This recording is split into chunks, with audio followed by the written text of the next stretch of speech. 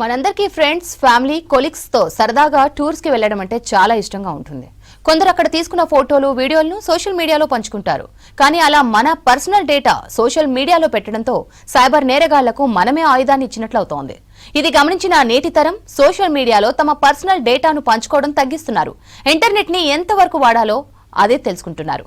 అదే ఇప్పుడు digital maturity trend గా మారింది.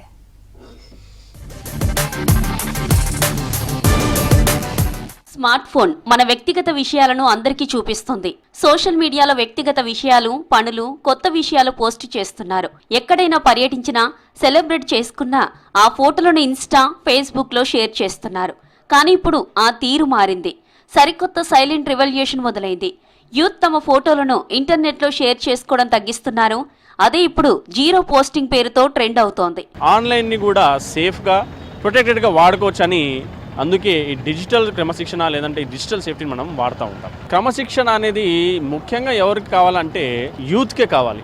మీరు ఎవరితో మాట్లాడుతున్నారు, ఎటువంటి కంటెంట్స్ దానిలో పెడుతున్నారు, ఎట్లాంటి కామెంట్స్ దానిలో చేస్తున్నారు, ఏ వీడియోని లైక్ చేస్తున్నారు.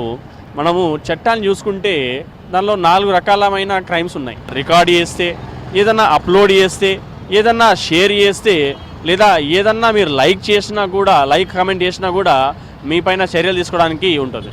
సో అందుకే ఈ ఆన్లైన్ ప్లాట్ఫామ్స్ మనం ఎలా ఉండాలి, ఎట్లా మనం దానిలో చేసుకోవాలనేది చెప్పడానికి ముఖ్యమే ఇది. ఇదివరకు సెల్ఫీలు, 100 రకాల పోజులు, వీడియోలు తీసి ఇంటర్నెట్ లో పెట్టేవారు. సైబర్ నేరాలు పెరగడంతో సోషల్ మీడియాలో వ్యక్తిగత సమాచారం పెట్టడం లేదు.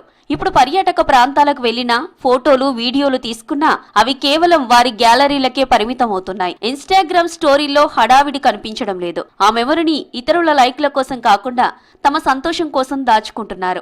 ఇప్పుడు జీరో పోస్టింగ్ అనే పాలసీ చాలా వరకు స్టార్ట్ అయిపోయింది. ఆల్రెడీ చాలా మంది పాటిస్తున్నారు. అసలు సోషల్ మీడియాలో ఎటువంటి ప్రైవేట్ లైఫ్, దీని ఇంపార్టెంట్గా ఏంటంటారంటే ప్రైవేట్ లైఫ్ అని అనుకుంటారు. Why to explore. ఇంకా చాలామంది ఇప్పుడు దాన్ని ఆస్ట్రాలజికల్ పరకం కూడా దృష్టి పడుతుంది. అట్లా రకరకాల ఎవరి మనోభావాలు వాళ్ళది. సో అట్లా కూడా చాలామంది వెంటనే, ఇప్పుడు నాకు తెలిసిన, నేనైనా కావచ్చు, నాకు తెలిసిన వేరే చాలా సోషల్ మీడియా ఇన్ఫ్లుయెన్స్, మేము ఏదైనా బయట ఈవెంట్కి వెళ్తే వెంటనే దాని గురించి పోస్ట్ చేయం. ఒక కొంచెం కాలం గడిపినాక, లేదంటే మేము ఇంటికి ఎక్కడైనా బయటికి వెళ్తే మళ్ళీ ఇంటికి సేఫ్గా రీచ్ అయిపోయిన తర్వాతనే దాని గురించి సోషల్ మీడియాలో చెప్పడం ఏదైనా. ఎందుకంటే పబ్లిక్ ఫిగర్ కాబట్టి కొంచెం పెట్టడం అదొక సామాజిక అది కాబట్టి అది మేము పెడుతుంటాం. అది కూడా ఎప్పుడు ఇమ్మీడియట్గా ఏం పెట్టరు. అదొక సేఫ్ స్పేస్ అయిపోయినాక, అదంతా ఇంటికి మళ్ళీ క్షేమంగా మేము చేరుకున్నాక దాని ఫోటోని కూడా అనలైజ్ చేసి దానిలో ఏదన్నా డిస్టర్బింగ్ లేదంటే ఏం లేదు, ఏదైనా బ్యాక్గ్రౌండ్ ఏముందో చాలా వరకు చూసుకోవాలి.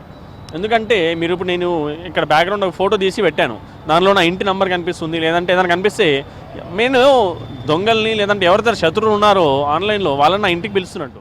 ఇప్పుడు నడుస్తున్న ఈ ట్రెండ్నే జీరో పోస్టింగ్ ట్రెండ్ అంటున్నారు ఎక్స్పర్ట్స్. సోషల్ మీడియాలో యాక్టివ్గా ఉండడం అంటే ప్రతిదీ పబ్లిక్ చేయడం కాదని మెజారిటీ జనం గుర్తించారు.